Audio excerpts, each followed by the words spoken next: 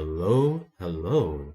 This is Doc, aka Ube Lashley, aka Rob Pandan, aka the Big Gun Killer Randy Otap, aka Big Match Jian Sinagang, aka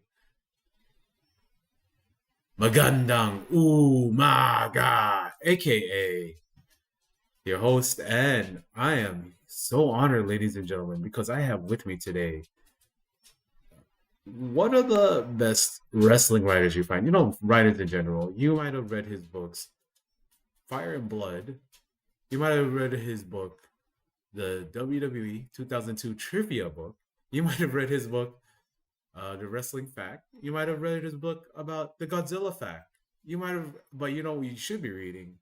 You should be reading the immovable object. You should be reading his new book on Gorilla Monsoon. I have with me, of course, writer, one of the best guys I've ever met on this. I have with me Brian R. Solomon. How are you doing? Also, podcaster. Please listen to his podcast.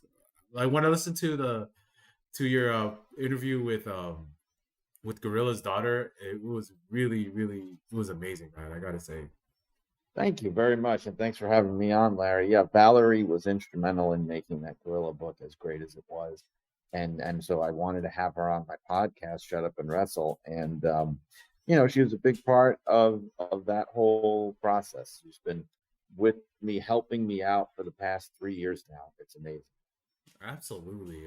When you write a book, it's always great to have the family's blessing and have like them involved, because I know also like for the Sheik's book, Fire and Blood, you also did a lot of research on it, because like a lot of his stuff, a lot of Gorilla stuff pre WWF is sort of like way before there was tape. But Detroit had this thing where they actually had like some tape there of Sheik, and then that movie I Like to Hurt People, and like I absolutely love the work you do, man, because I love learning about the ancient times before all the modern stuff.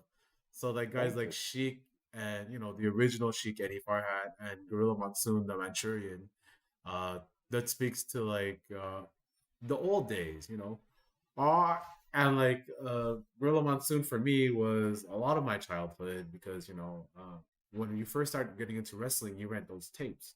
So I remember like one of the first tapes I got was like the Best of Hulkamania. That's the first one I bought. My parents bought me because was watching wrestling, but that's the first one like I would like rewind. And one of those things was you had Gorilla Monsoon doing commentary, and uh, the story you tell about how you fell into commentary was pretty great, man. And there's there's just this thing about these old school wrestlers where because Gorilla Monsoon, like he has that fun little spat with Muhammad Ali, right? And Eddie Farhat did that too, where he would like have these shooters come on, because I think, and like Sabu was also a shooter. He was like one of the I think he was one of the ranked wrestlers in Michigan at the time when he was in high school. But like it's really cool to like go back in time and with these books and like know the story, because oftentimes when we just think of like a Gorilla Monsoon or a Sheik, we just see what's in front of us. And for me growing up, what I saw for Gorilla Monsoon was this old patriarchal grandpa sort of figure who got Vader bombed by Big Van Vader. So, how did that book come about? Well, I did three books in a row, right on top of each other. I did Blood and Fire, the Sheik book. Then I did a book called Superheroes, which was unrelated to wrestling, and Yeah. then I did Irresistible Force. So there was a lot of overlap there, and I wanted, when I finished Blood and Fire, I was really thinking about what my next wrestling book was going to be. I kind of discovered that biographies were the smartest because people like personality driven books. Yeah. I'd written a couple of broader wrestling books. So I went with Gorilla. I felt like he was such an integral part of WWE and forming that company that's now the biggest wrestling company of all time in the world, Yeah. that his story needed to be told. And he was also somebody that a lot of people remembered really fondly. The Sheik was his peak, especially was a long time ago. And unfortunately, his brand of wrestling and his era has been kind of like obscured, whereas Gorilla Yeah. Monsoon is still well remembered because he was part of the WWF and he was part of that golden period, and his voice can be heard on a lot of those old clips that they still play. So I felt like Irresistible Force versus the immovable objects. that's right. That's right. I Yeah. feel like he still has a certain amount of currency and relevancy. So I thought like this would really make for a great story. Yeah, it's absolutely. And, you talk about like his history, and I'm unsure if you talk about like the history that he has in forming the Puerto Rican territories because he worked closely with Carlos Colon, and this is a shout out to my tag team partner on my show, State of Wrestling, Arturo. He's really big into like Puerto Rican history of pro wrestling. Victor Quinones, Gorilla Monsoon, Carlos Colon, all coming together and sort of like making that territory. And Puerto Rico doesn't become a territory without Gorilla Monsoon. And we were talking a little bit about this earlier, but you have a Wrestling Observer News Hall of Fame ballot for 2025, and you obviously I did like a mock sort of we did a mock poll, right? And I voted for Gorilla, and I said like Gorilla is one of those guys that speaks out to me because he's so instrumental in the formation of not only Puerto Rico but also of WWF. He's very formula, and also forming the partnerships they had all over Canada. It's like WWF doesn't become this big entity that it became without Gorilla Monsoon. Absolutely. And I'm glad you mentioned Puerto Rico too, because he got in on the ground floor there. So Puerto Rico, that territory used to be run as a satellite of the Florida territory, which was Eddie Graham's territory, until the early 70s when they got their own wrestling promotion native to Puerto Rico, and that was Yeah, Carlos Colon's. And Gorilla was very early on offered a 10% share because the original owners were Carlos Colon, Victor Jovica, and Victor Jovica's brother. yeah. And Victor Jovica's brother got out pretty early and he sold his 10% to Gorilla. So from like the mid 70s to the early 80s, Gorilla had this 10% stake. Wow. And like we talk about the guys who would go to Puerto Rico, and like Carlos, Puerto Rico, I think is really underrepresented in like the Observer Hall of Fame because you got a territory to this day that's still hot. They still sell out like 5,000, 20,000 seaters from time to time, Yeah, and they're that's kind of the last wrestling territory in North yeah, America. It's really funny, because they're a little isolated. They are the last operating territory that goes back to the territorial era, the last one in North America. yeah. And like, we were talking earlier about how you worked from WWE to from the year 2000 to 2007. That's a long tenure, brother. And like Just for that like company. Yeah. yeah, because like people my age, from my generation, we know like Carlito, we know Primo, we know Epico, and like it goes even before then because guys like Val Venus worked in Puerto Rico. Guys like John Moxley, Dean Ambrose, he started in Puerto Rico. Like when he started his career, he says it in his book. Guys like this is like modern times, but like if I go back like in like the back in other time, guys like Bruiser Brody, Mhm. the sheep herders, the bushwhackers worked there. I think uh, Luke still lives in Puerto Rico, and like there's this sort of like connection between Puerto Rico, Japan about how they sent like New Japan sent Great Muda, All Japan sent Onita, and there are other like Kawada. Like we're talking about the four pillars out to Puerto Rico to learn how to wrestle and learn how to do the dramatic stuff, and it none of that happens because also like Gorilla also had that relationship with Inoki, and then later on the relationship with Baba, where WWF did those shows with Inoki and Baba like later on especially in the 80s. And like there's this sort of none of all this happens without the the beginnings of Puerto Rico, without the beginnings of Gino Marella getting involved in pro wrestling in Puerto Rico. And I talk about that. That's like post career, but like you were talking about how when he first started, like he was started out over the Canadian territories, right? Yes, so he grew up in upstate New York, in Western New York, which is not that far from Canada. So the first territory that he got any kind of pro wrestling experience in was in the Buffalo Rochester circuit, which was Pedro Martinez. And then from there, the word started to spread up north into Toronto, where Frank Tunney was the promoter, and they started using him there. Again, Yeah. part time because he had a day job and he was already married. So the first time, though, that he really got a full time offer, that was also Canada, but that was Western Canada. It was Stampede. So Mm. when he decided to go there, you're talking like 3,000 miles away, whatever it is, 2,000, 3,000 miles, and they wanted him for 6 months. So at that point, which is like 61, late 60 maybe, that's when he is a full time pro wrestler, and he's really truly in the business. So yeah, those Canadian territories really helped him out early on. Yeah, because you kind of go into a little bit about how he had this closeness with the Hart family, and Mm-hmm. because like when I read Brett's book, he sort of like talks about sort of there's a mentorship that he had with Gorilla, and like there's this other wrestler he loved, Archie Goldie, also on the ballot, you know, and Yeah. like it's when I think about what Gorilla means to pro wrestling. If you can you tell the story of pro wrestling, especially pro wrestling in North America, without Gorilla Monsoon and his involvement, his deep involvement with the WWF, until the WWF itself. He he's like an enduring figure and an important figure in the history of pro wrestling.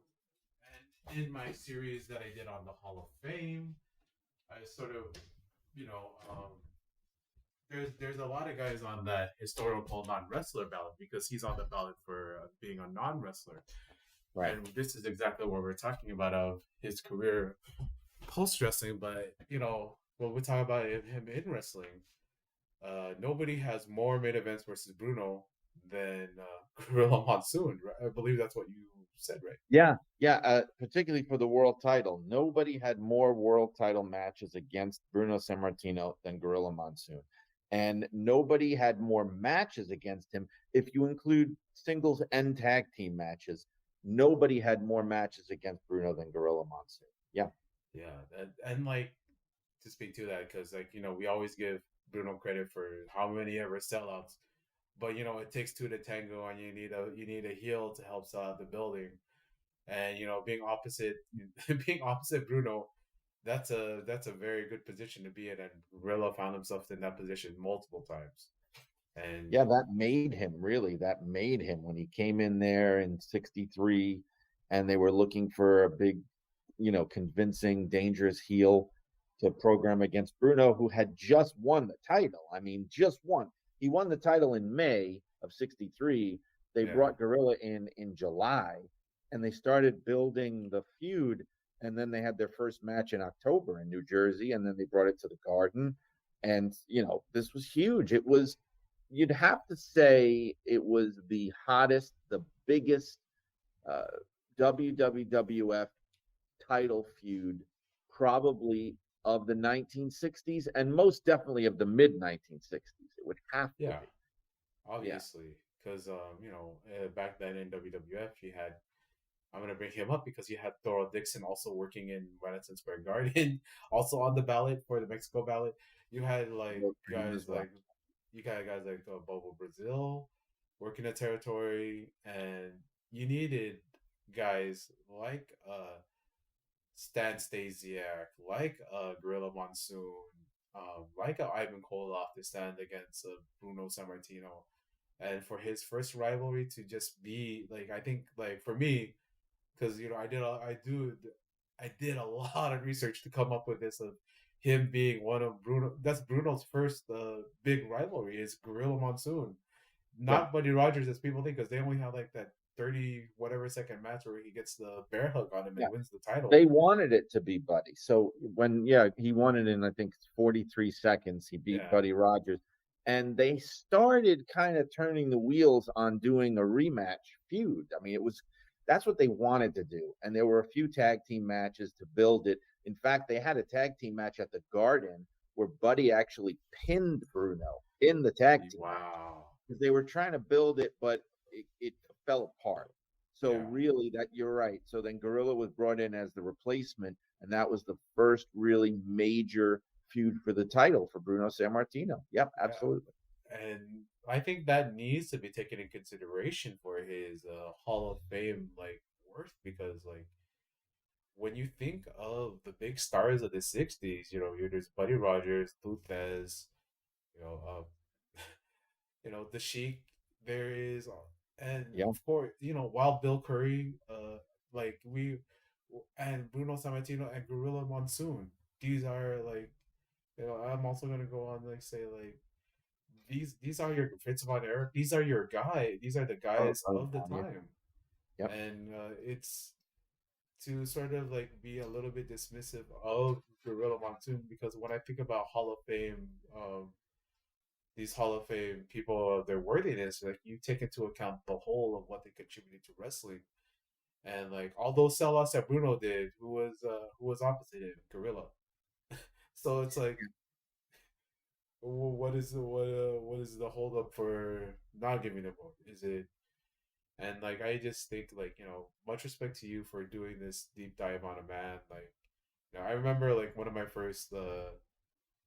the first like tribute things I saw in pro wrestling was his son. His son had passed away in a car accident, right? Yeah, And 94. Joey Marella, and it was I remember watching Superstars, and I was like, oh, that's sad, because Joey would be like all over like the WWF tapes, WrestleMania, SummerSlams, all that. Yeah. So like I remember like when I saw like on some like one of the superstars, and I was like, oh, that's sad. And like they cut to Gorilla, and Gorilla's like, he doesn't even acknowledge that Joey's his son on the tribute. He just says, oh yeah, that he was a great guy, great for blah blah blah. And like I just like, man, the commission, the commitment to the bit, even you can't acknowledge that this man's your son. That's a commitment. But yeah, he was probably one of the first tribute screens I saw in pro wrestling. And as a kid, like death wasn't really on my mind a lot, but that was the Mhm. first time. Well, him and the Undertaker, and at 1999, right? A lot of people like visual of Gorilla Monsoon because of the Attitude Era was WrestleMania 15, 1999, and we see like post chemo Gorilla on screen, and that's like for some people that's their first image of him. But Yeah, it wasn't chemo because he didn't have not cancer, but chemo. Oh, okay, it was just he had, his kidneys were failing, he was and so skinny. he had diabetes. He had definitely lost at least 50 pounds from the last time he had been on television for sure. Yeah, because like when I saw him at the end of his life, and Bobby the Brain Heenan did a tribute to him on Nitro when he sadly passed. Like it did bring out like at that time, because I was like a teenager, I'd be like, wow, Bobby Heenan, Jesse Ventura, Gorilla Monsoon, they were all a part of my formation of being a pro wrestling fan. And like, it's sort of weird that, and I don't think he was that old when he passed, right? No, 62 in 1999. Wasn't even really old enough for Social Security. I mean, it was people thought he was older than he was, especially because he looked so old at the end. Like I said in the book, because of the shape he was Wow. in, So, he easily looked 10 years older than that. so like when he was facing Bruno, he was like only 22 years old. Oh Well, my yeah, he was good, well, a little old. He was born in 37, so the first time they wrestled, he was 26. 26. That's still young, man. Yeah, of Yeah. course. Yeah. Like, and nowadays in WWE, we're seeing guys like in their 40s, and No, the world it's got to title be on the court. oldest roster they've ever had at this time. I couldn't imagine, like, I don't want to bring him up because he's persona non grata, but Mr. BKM putting the title on a 47-year-old who looks way older than he should and wrestles way older than he should. Because if I compare him to, like, say when Hulk Hogan won the title during your tenure at WWE, Hulk Hogan was way more believable in the role as the main eventer. But that's neither here nor there. That's time. And I want to ask about your time in WWE. How did that start? Well, I came there in February 2000. I'd been interviewing with the company going back to October 99. Yeah. I got married in 1999 and I was looking for work. It was as simple as that. I had a job I'd had for a couple of years, which was, kind of an entry level writing position. I had been a wrestling fan and I happened to see them advertise something in the New York Times classified section. So I answered the ad and I wound up getting the job. That's cool, man. I Yeah. like because I always dreamed about like, man, if I was in the writing room, no matter whatever company it is, like nowadays there's so many wrestling companies that you can work for. Thank God for that, right? Thank God that there's a AEW, an MLW, a TNA.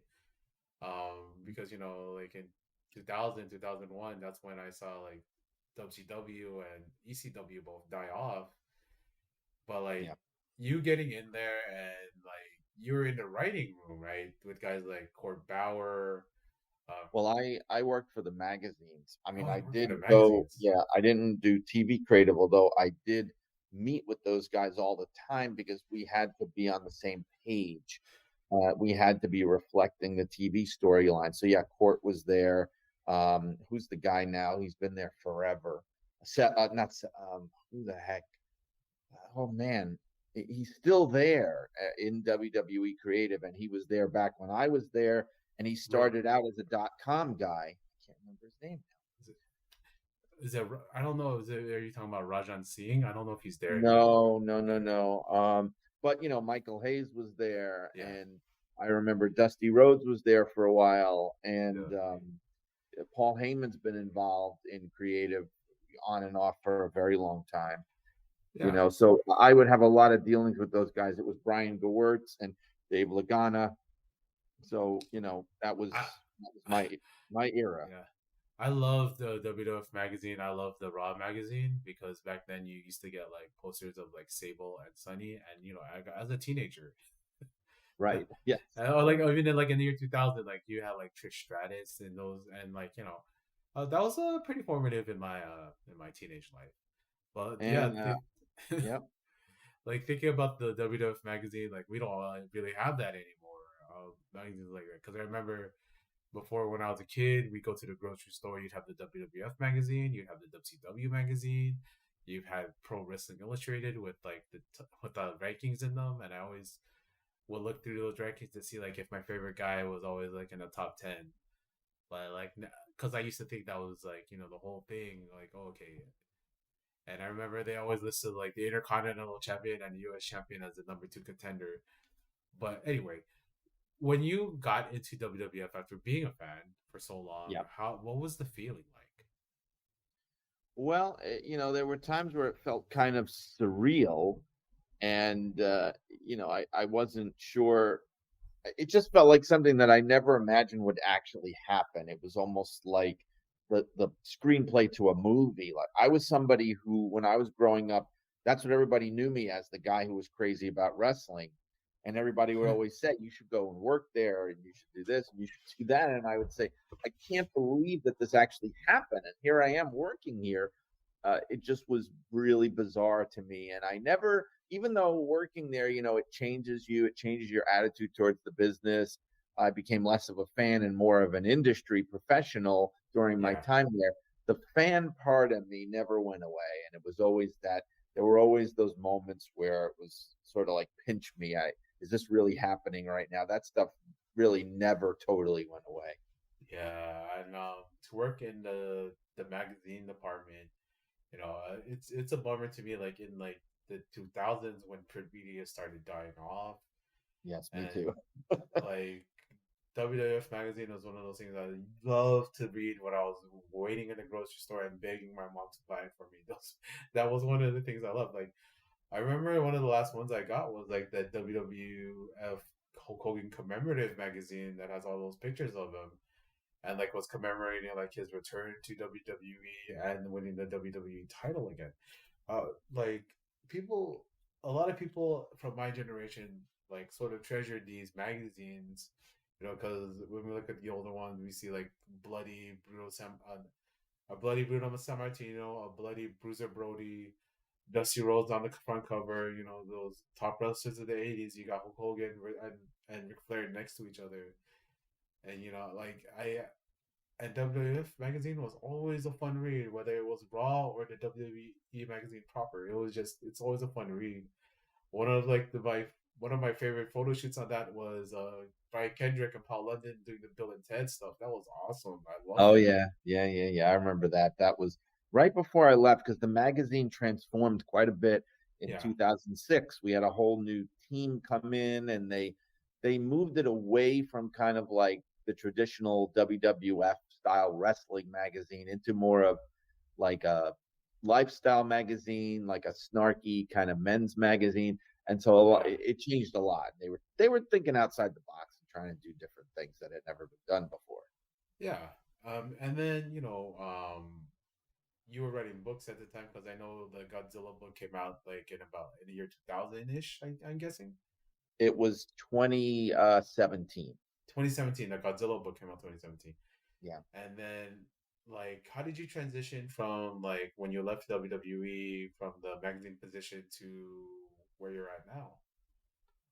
Well, a lot has happened since then. I bounced around in a lot of corporate jobs after I left WWE, because I had kids, I had a mortgage, so I Yeah. had to make money. And I did, I worked in almost any field you could think of as a copywriter.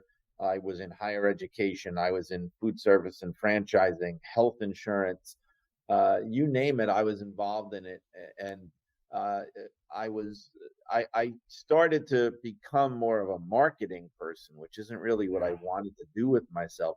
So I transitioned my career and I became a teacher Ooh. about 11 years ago. And I've done a lot of that since then. I'm currently an adjunct professor at Sacred Heart University here in Connecticut.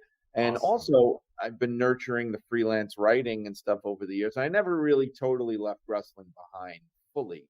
I Yeah. mean, there was a period of 3 years after I left working for WWE that I really didn't want to know much about it, but I would still write the occasional article for Yeah. PWI even in that period. So, Yeah. but I would have to say in the last 6 years, I've really been fully active in wrestling media again for the first time since my time at WWE.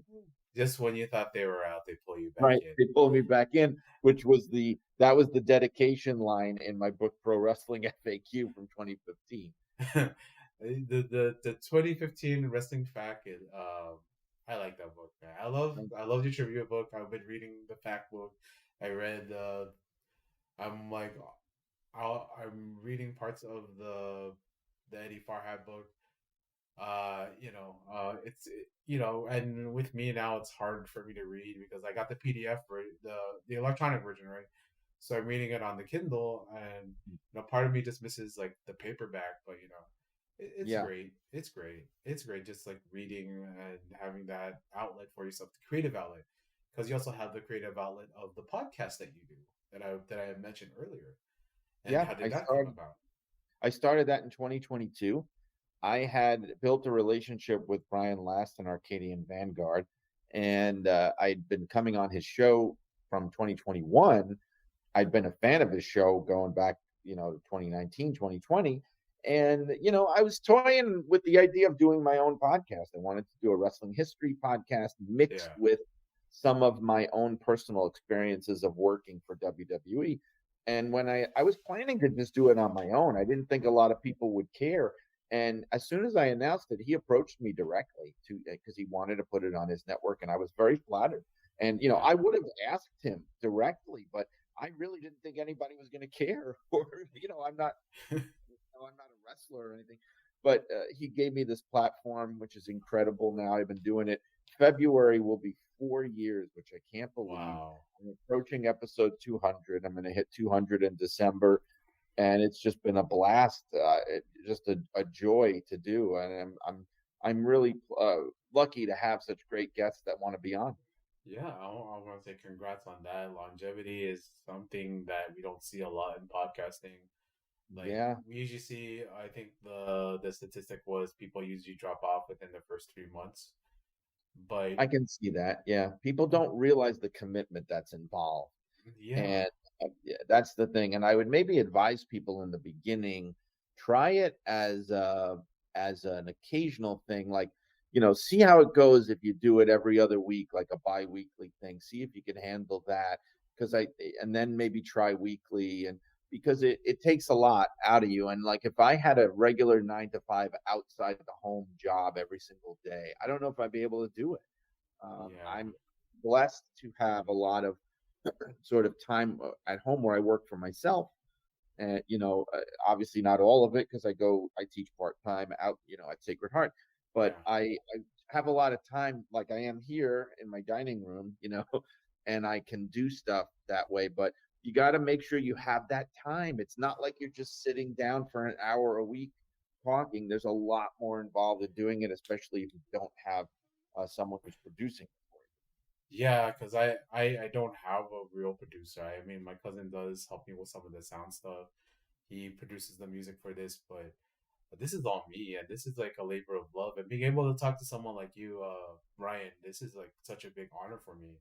Thank you. I'm like honestly, this is amazing that I've been able to talk to somebody who has an inside track, who had an inside track, who has his own successful show, and who has like in my family, I was raised to always respect people in academia.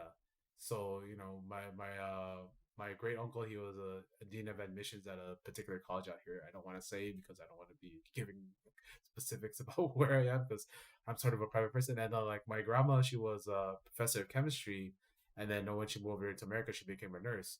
But she always instilled in us, like my mom always instilled in us, and my dad always instilled in us, like you know education is absolutely important for your life, even if because you're learning every day, and academia, reading, math, science, all that stuff, even creativity, it's all useful to what you're doing and to how you become and what crafts you as a person. So I just want to say thank you for being a teacher. I'm sure and I will love saying that because I absolutely respect the profession of teaching and how dedicated you have to be. And we talk about dedication in podcasting because like people drop off like flies if they don't see numbers, or like they or people just like wanting to do it for like I'm not sure why you would do podcasting for monetary reasons. No, don't set That's yourself up for that, right? If you are a very well-known wrestling personality, that's one thing. And you could get like, I worked with Brian Last, who's the co-host for Jim Cornette. Jim yeah, Cornette has millions of views and listens a week. That's different. And they're able to bring a lot of advertising on board, and it becomes a business. When you're at my level, I mean, yeah, I'm blessed. My shows are usually in the top, I guess, 20, 30, 40 podcasts each week, wrestling podcasts, which is yeah, a nice spot to be in. I don't mind it, but I do it to keep my name out there. I do it to promote my other work. And I also do it because I love it. And I love to talk about wrestling, yeah. and especially wrestling history. And it gives me a platform to do that. But I think I also benefit by the fact that, really, I'll be honest with you, I take no interest in the numbers at all. I don't even see them. I'm sure I No, could ask to see them, Brian, because it's his platform. yeah. His Brian sees the numbers. I don't really know. I know in the very, very beginning, he was letting me know how it was doing, and this was when I started in 2022. That it was a few thousand people a week, and so I'm sure now it's grown way beyond that. But to be honest with you, I have no idea. I think it might be in the tens of thousands. I don't know. I couldn't tell you. Yeah, because I started this like in May. I was recording episodes in March because, you do a little bit of research and you read up on like what do you do when you make a podcast? Make sure you have multiple episodes already recorded before they come out. So I recorded like 15 Yes. episodes. And like I was trying to find my voice, and I'm releasing those episodes like sparsely because like it's sort of like I mean, it's great to see the evolution of me, but those were the first episodes I put out, of course. But I try to like interject those when I can, just because so I can get rid of them, but also to see my growth as a host and as someone, because this is public speaking, and people coming on and being able to say like, yeah, I'll talk with you, I'll share you my life story. That takes a lot of bravery, a lot of Sure. chutzpah. And like it's I think that in my because there's this one writer, Filipino American writer, his name was Alex Tizon, and he always said everybody has their own epic story to tell, and I believe that wholeheartedly. Like whether I'm writing something because I've been writing on like my Substack history of my family immigrating to America and our history in the Philippines and all that stuff, and like I'm learning a lot of stuff as I do like this background on my family, and it's really fun. And you talk about like doing the work for before coming on to do this kind of interviews. Mm. So I do a lot of like background check. I'm so mad at myself for the flub on on the Godzilla book. I was mixing that up with another with the Oh, it's fine. trivia book. Well, I did the trivia book.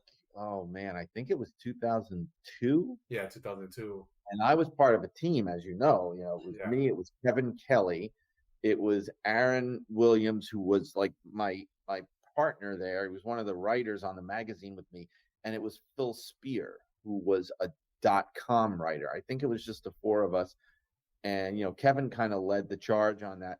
And then the WWE Legends book came out in 2006, actually, yeah. when I was working there. I was going to say 2003 because that's when I wrote it. I wrote it in 2003, and it just sat on a shelf for 3 years.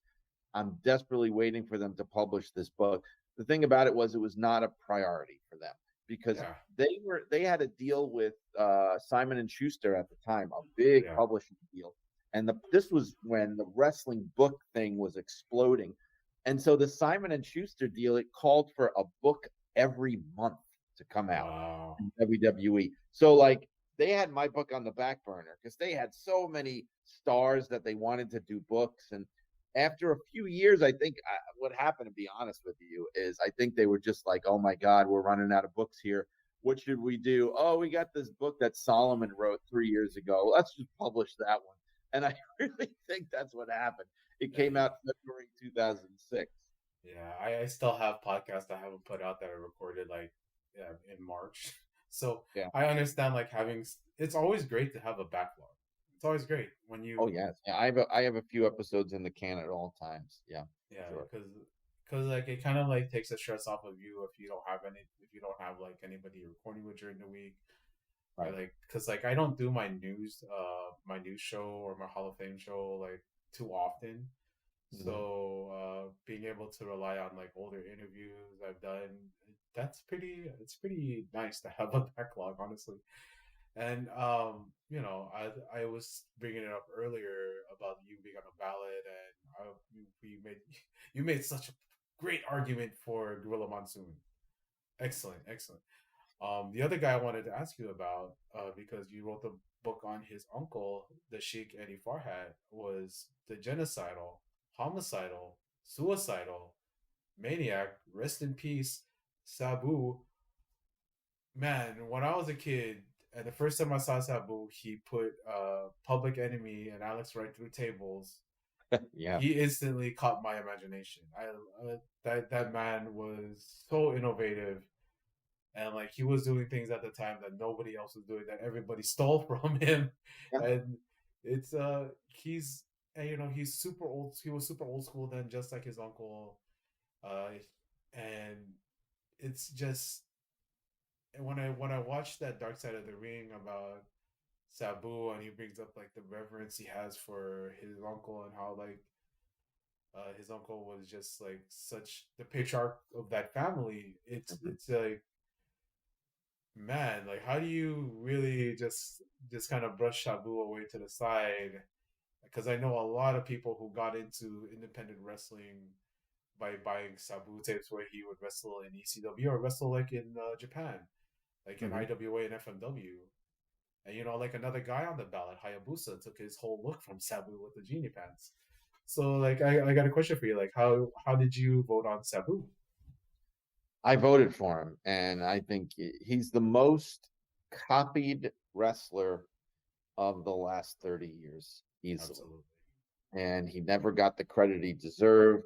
In fact, the thing about it is, a lot of people have improved on what he did. And I'll be Yeah. the first to say a lot of people do it better. I mean, he was very rough around the edges. He was famous, infamous for messing things up and going back and doing it again. I mean, Yeah. it was so interesting and different that he helped to really, people talk about innovators and people who change the business. They could say it about him, people, whether they deserve it or not, but he absolutely deserved it. And so to me, he is an easy vote. It's not even a question. Absolutely. And I think people also should seek out his non-hardcore wrestling stuff because Yes. he's a very good proficient technician. Him and Rob Van Dam, they talk about how they were wrestling each other, but they didn't know that it was supposed to be fake, so they were just like legit, legit having like basically MMA matches in front of his uncle, and Yeah. like Rob Van Dam talked about like how he didn't want to hurt Sabu because he didn't want to like mess up him in front of his uncle because of respect. But there's this whole there's this mythos about Sabu where like you hear that slow music and then he goes through the curtain and then he starts throwing chairs at the audience and like people are running away screaming from him and like Yeah. he's just like he's like a 5'8" guy but like he's projecting like he's like there's guys like that did that like Bruiser Brody and Stan Hansen where the audience would would run away from them and they're doing that for Sabu and he has actually a New Japan IWGP Junior Heavyweight title on his resume, and those are some of the best matches he's had. Like just straight up, no gimmicks, just actually wrestling hand to hand, doing that stuff. And I absolutely loved his ECW WWE ECW run, where he had those matches with Cena and with Rey Mysterio, and there's something really huge about him doing WrestleMania in Detroit, where his uncle for so many years had the territory, big time wrestling.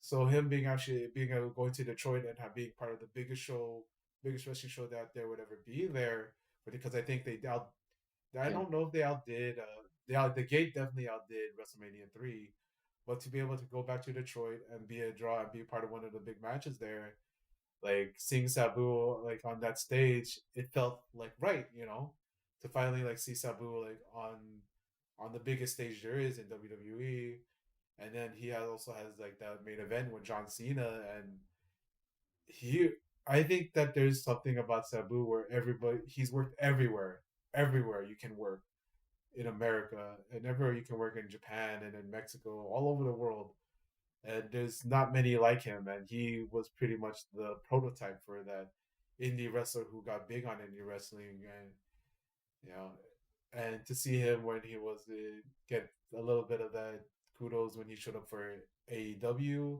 and the fans like still pop for him.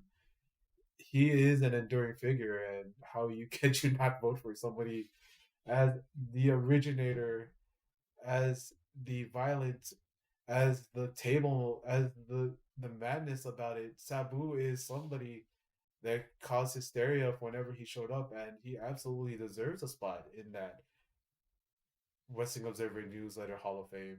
That's just how I feel. Yeah. Larry, I just got to take a second because I need to plug my charger in. Unfortunately, I didn't realize I don't have it Oh yeah, yeah, nearby. yeah. Yeah, no Give me a problem. second.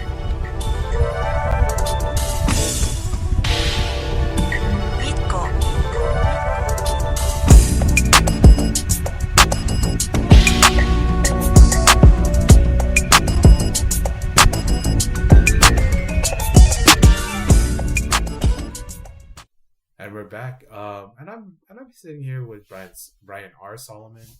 And like it's such a great engaging conversation. We were talking about the Sabu and his vote for Sabu on the ballot. Oh, and you got the ballot. When you got the ballot for the Wrestling Observer News letter Hall of Fame, how did that feel? How long have you been on the ballot? How long have I've you been been a ballot getting it. holder? The first year was 2015 when Pro Wrestling FAQ came out, Yeah, and Dave wrote the forward to that book.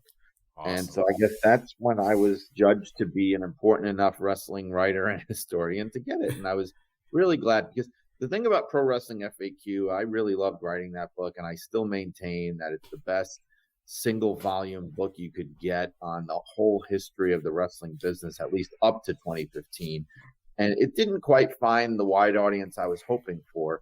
But the greatest thing that came out of it, I think, was getting me a ballot for the Wrestling Observer Newsletter Hall of Fame.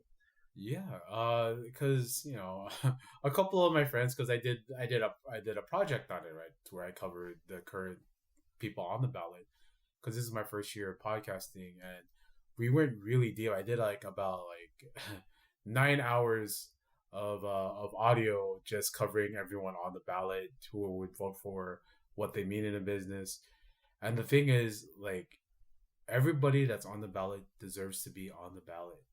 So like I never judge people for who they pick and who they vote for, because obviously that performer spoke to them. That performer obviously deserves to be there, and if you're voting for them, there's reasons why you're voting for them, and everything is valid.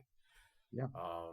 Because I voted for, like, when I came to the Mexico vote, one of my favorite tag teams of all time is El Hijo del Santo and Octagon, and I didn't vote for them. And it hurts so much, like, when you look at that, because I can imagine, like, when you really put your vote and like there's these names on there that you can't vote for because you used all your votes. There's ways, I guess, you could strategize voting, or like say, like, because one of the things I did for the modern thing, like I said, okay, I don't need to vote for CM Punk because CM Punk's probably gonna have all the votes he needs. Yeah. But I I could don't vote vote for any for, actors performers ever. yeah, like I voted for the Briscoe brothers because of what they represented in modern wrestling. Jay had passed away, and they worked everywhere that you could work besides WWE. But like, there's something to it where, like, Mercedes Moné, like, she's great. She's great. She has so many accolades, whether it be in WWE, AEW, in New Japan, but she's still young and still ongoing. Like, who knows what happens, because she hasn't even won the AEW World Title. So who knows Right. where they're gonna go with her? And like, maybe we'll talk again like in 5 years when she's finished up and she has all these other accolades. But right now she's still building her resume. Um, but there's just like this thing when you go through the ballots and you, like, these names like stand out to you, right? And then there's these other guys who I didn't know any much about. I knew about Sputnik Monroe because I watched the documentary Memphis Heat, and Great. then I did such a great documentary. Yeah, you had a lot of guys there that were still alive, not with us anymore, like Jackie Fargo, are in there, and you got to learn a lot about what the Memphis territory is, and a lot of that Memphis territory is sort of just like little disregarded, and I feel like a lot of people who have votes are over the pond in the UK, so we see a lot of representation for the United Kingdom when, like, there's spots over here, like what we were saying earlier, to speak to your point, in Puerto Rico and in Memphis, who are like pretty much the biggest territories you can have in North America, and in Puerto Rico's case, still drawing. And Memphis and Tennessee still has drawing shows from time to time, whether it have Lawler or Jeff Jarrett on it. But it's Yeah. just when I hear about Sputnik Monroe, what he did for desegregation in the South, and said black or white doesn't matter, all that matters is green, and how he would go out there and be with the African American community in their jazz clubs, in their restaurants, and just being in those towns and bringing those people with him to the Mid South Coliseum, to not Mid South Coliseum, to, like, the arenas, and that's how black people be. A lot of African American fans became their family were fans because of Sputnik Monroe, and then that jettisons into, like, JYD being one of the biggest African American draws of all time in America, with like 10 big Superdome shows, and then he was in the Rock and Wrestling cartoon, part of that expansion of WWF also. So like these are like names of guys like who you want to get in. And then I learned about like Doral Dixon and how he was a big name in New York in the 60s, and him, Sailor R. Thomas, Thunderbolt Patterson were like the three big African American names. And then, like, he went ahead and made a life for himself in Mexico as a luchador, and helped craft like the modern day style. Like, these are stories you don't learn until you do the research, and I love doing the research, and that's what you do with your book, and that's why I have so much respect and I hold to you with such esteem, because like there's so much that goes into this sort of work when you're doing biography. And like on my little show, my little podcast, we were doing basically like 15 to 30 minute biographies on everybody on the list, and you get to like know people. Yeah. And it's like once you know the story and like what they mean to pro wrestling, you're like, that's my guy. This is the guy I have to go with. And I was wondering how your voting criteria works. I have a few criteria. I mean, like I said before, one thing I won't do is I won't vote for someone who's in their active career, especially if they're still a major player. Like we know wrestlers always come back from time to time. Ric Flair had his last match. I mean, somebody who's really at the top of the business, I'm not going to vote for them because to me, it's about triage. Like there's so many people that aren't in yet from the past who deserve to go in.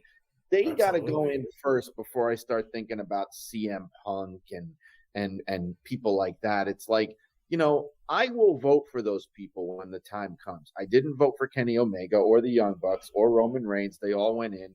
I'm not voting for Randy Orton. You know, I'll vote for John. Cena's in. Cena's in, yeah. Cena and Daniel Bryan are both in. Yeah, you know, I think they were the first guys who went on the first ballot. Yeah, when the time comes, they will get my vote. But right now, I'm still thinking of the people from the 60s, 70s, 80s, 90s who aren't in, who deserve to be in. And so another thing with me is I'm a big Hall of Fame guy. I like voting for as many people as Dave will allow. Some people aren't like that. They're very, very selective. And I only say that because I really do believe there are many people who deserve to be in there that aren't in there. I think the other thing that, you know, maybe this is wrong of me to do, but when someone is in a category, I look at their entire career. Yeah. Like Spiros Arion is in the European category or Australia, you know, that rest of the world category. I'm looking at everything he did in the Worldwide Wrestling Federation, everywhere else. Or when people are in the non-wrestler category, again, I got to look at everything. Gorilla Monsoon, I'm not just thinking of him as a non-wrestler. Same thing with Kevin Sullivan. He's in the non-wrestler category. Yeah. I can't just separate his booking from everything else he did. So, you know, that's part of how I vote. And sometimes, too, because I look at it, I don't judge it as a sports Hall of Fame. The way I think about it is something more like the Rock and Roll Hall of Fame, where we don't have stats in pro wrestling like other sports do. So sometimes I look at a guy like I pushed for Sergeant Slaughter for years until he finally did go in. I look at that guy and they would say, well, what's your reason for voting for him? And I would go, well, because he's friggin' Sergeant Slaughter. That's why. Like, what other reason do you have? If you show that he's a big enough name, if you would tell anyone who's not some crazy internet wrestling fan who has like a passing knowledge of wrestling, and you go, yeah, there's this really important pro wrestling Hall of Fame. Sergeant Slaughter, he's not in it. They would look at you like you were nuts. Yeah. Like, how in the world do you have Hall of Fame and Sergeant Slaughter? Yeah, he's not good enough to make it in.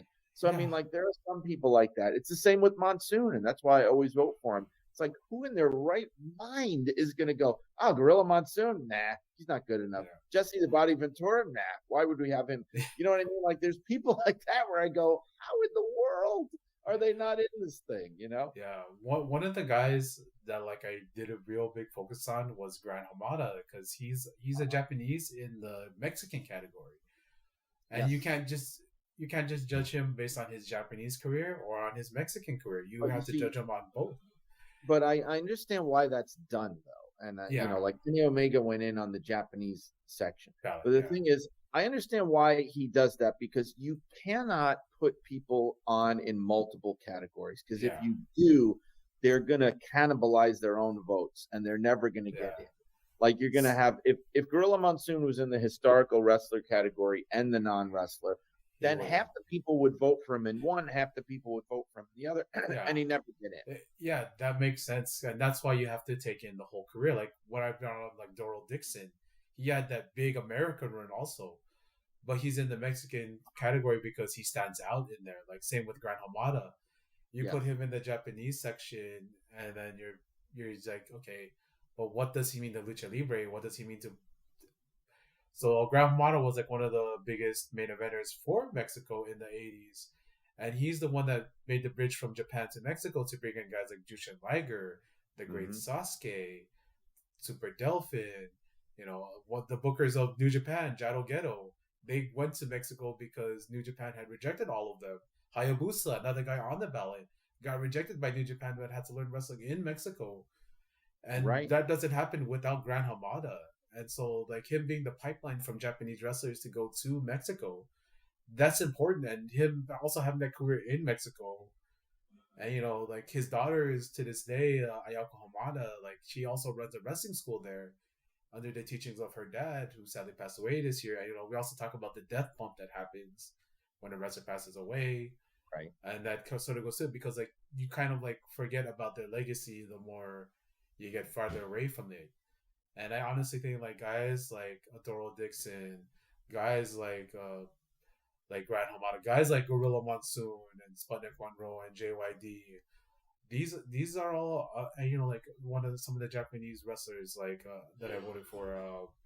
What's his name? Like, I voted for Hayabusa. Like, these guys, right? These are essential for pro wrestling. And like Sabu and Hayabusa are two of the most copied wrestlers, because guys like ELP and Seth Rollins and Nathan Fraser and Pac, they all do of Hayabusa's move, Yeah. the Phoenix Splash. And you know we talk about what all the time. The criteria for me is, would the history of pro wrestling be the same without this guy in it? And if it does, and if it isn't, then he has he has to go in, or he or she has to go in. Like, I voted for June Byers also.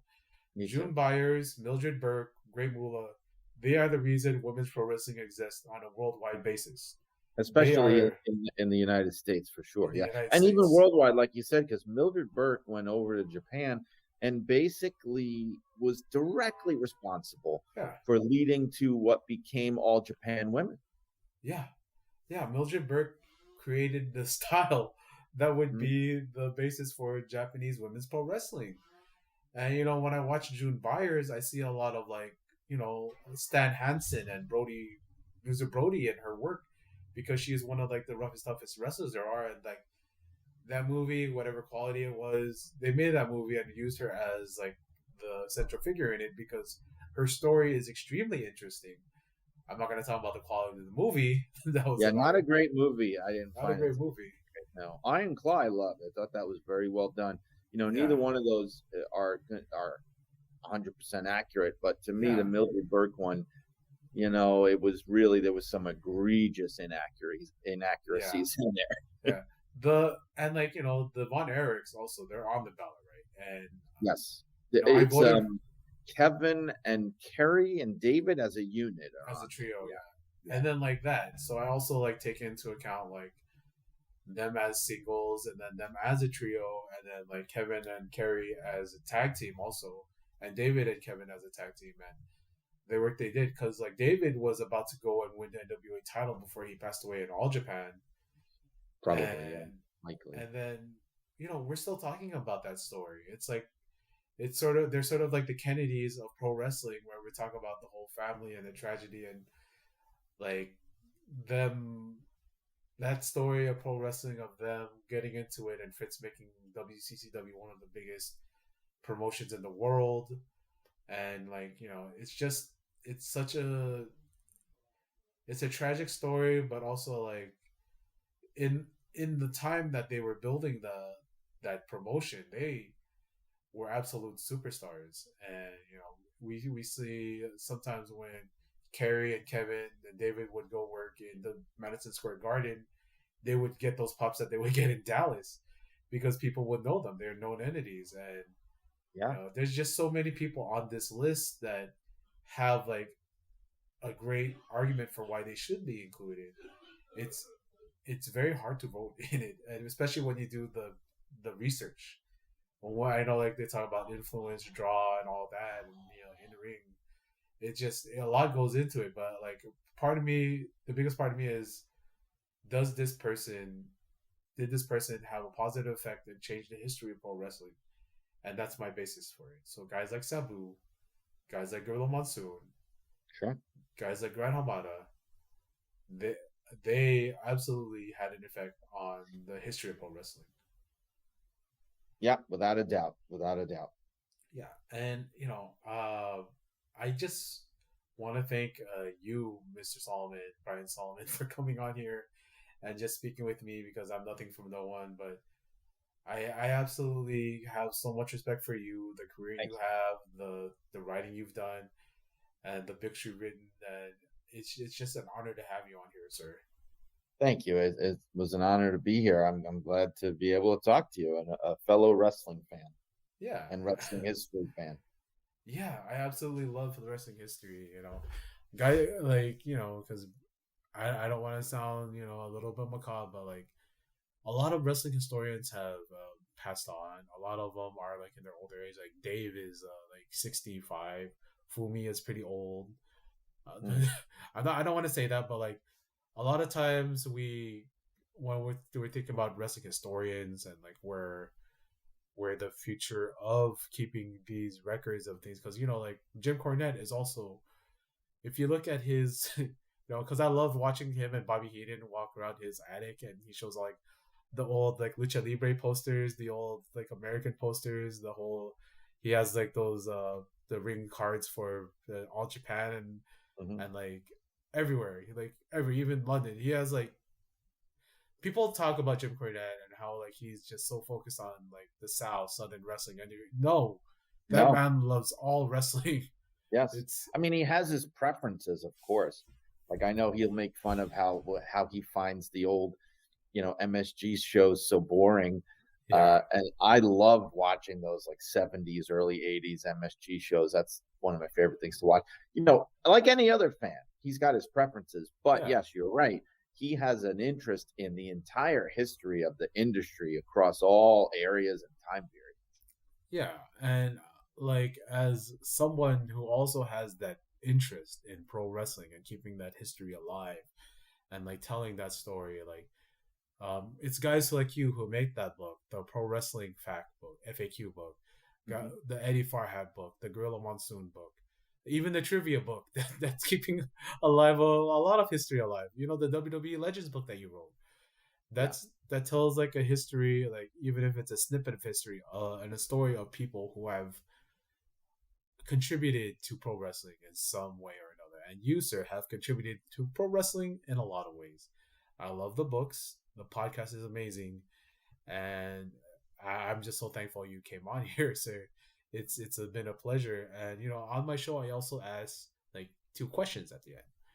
So because I'm gonna make it three questions, 2.5 questions. So Sure. it's around the holiday season, right? And so when you have like Thanksgiving or Christmas, like what's your plate?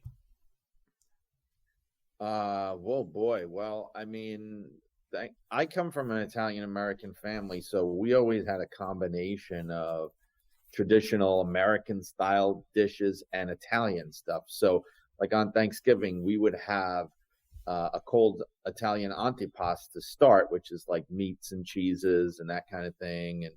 And Yeah. with the main meal, we'd start, and then after that, you had a bowl of ravioli. When you're Italian, you got to have the pasta in every meal, and I love it was pasta. multi-course. And then by the Yeah. time you get to the main course, we had the turkey and we had the stuffing and we had things like that. We had sweet potatoes, but you'd also have very Italian things like stuffed mushrooms or veal spadinis, which are like these little rolled up breaded meat, like rollatini a little bit. So we'd have a little bit of stuff like that mixed in. And then there were certain American things that we would have never touched. Like I always hear about how one of the most popular holiday dishes is macaroni and cheese. Yeah. And I could just tell you, in an Italian family, if you walked in with macaroni and cheese, they would never let you back in again because Hey. it's such an American thing, right? So I never had that. But with Christmas, it was very similar, except instead of turkey, we would usually have maybe like chicken or maybe roast beef or something. Did you guys And do also, the seven fish meal? yes, I was going to say that. So Christmas Eve, the night before, absolutely. And I still try and keep it alive, but it's a big Sicilian thing to do the seven fishes Hey. where where it starts is on Christmas Eve, you're not supposed to eat meat Yeah. in the traditional Catholic faith. So They would create this gigantic meal made out of fish and seafood and things, everything you could think of, and we would have octopus salad, fillet of sole, crabs, sometimes mussels. Oh man, you name it. What, scallops, breaded scallops, shrimp. It's my favorite meal of the year for sure, and we still Yeah. try and keep it alive now, even though all of my older family is gone, sadly. But I try to keep it alive. Yeah, like that's sort of what I'm doing for my other project is keeping the stories of my family alive. And a lot of that is kept in our recipes. And like my wife, she learned how my grandma would make chicken porridge. We call it a roscado in Filipino. That's how we call it. And like she learned the exact recipe for my grandma's arroz caldo and my grandma's chicken noodle soup. We call that Mickey. So my wife learned those recipes and learned the desserts that my mom would make, like a sticky rice and a babinka and a cassava cake, and like to keep memories alive of like our elders and all that. And when I always bring up the movie Ratatouille, like when at the end when the critic eats that ratatouille, and it sends him back in time to like that sitting at his mom's kitchen table and just enjoying the food. I love food because it does have that sort of magic to it, and like especially Mm-hmm. at this time of the year, you talk about losing those older people. I remember my grandma would make a couple things that like their roast caldo at night because Christmas night because it was so cold and we'd all be waiting outside, and she always would make the sweetest ham, and like I loved it because she used to cook it with this soda we call sarsi, or she'd use sarsaparilla or like Dr Pepper or root beer to make her ham, and like we all end up with diabetes, but it just brings me back to a time where I'm just happy, and I'm happy to share that with my family now, my wife's family and my family, and we're just combining our recipes and like combining our memories, and we're making our own memories, and I love that stuff. That's what I love about this time of the year, and we celebrate Christmas as non-denominational, but as a Catholic, I still I still got to do my prayer, sign the Sure. cross, all that stuff, and it just keeps things. You sort of like have this connection to the past, and I've always liked to pay homage to those that we lost in our family, those who I Yeah. miss every day. My mom, my grandma, I miss them every day. You mentioned like Gorilla dying at 62. My mom died at 63. Um, and it's just it's you know when I heard you speak with Gorilla's daughter, and like the pain is still there of like losing your parent, but like the good memories that you have and the treasured memories you have is what keeps them alive. And during this time of the year and the holiday season, that's what we do. And like at the end of each meal, there's also dessert. So what is your dessert plate looking like? Oh boy. Well, it depends on the holiday. So, well, we would always make pumpkin pie and apple pie. I always try to have Italian pastries on hand, like I like cannolis. cannolis and sfogliatelles and Oh, all those great Italian cookies. I love, oh man, sabayadas and the lemon drop cookies, all those I love lemon rainbow drop. cookies.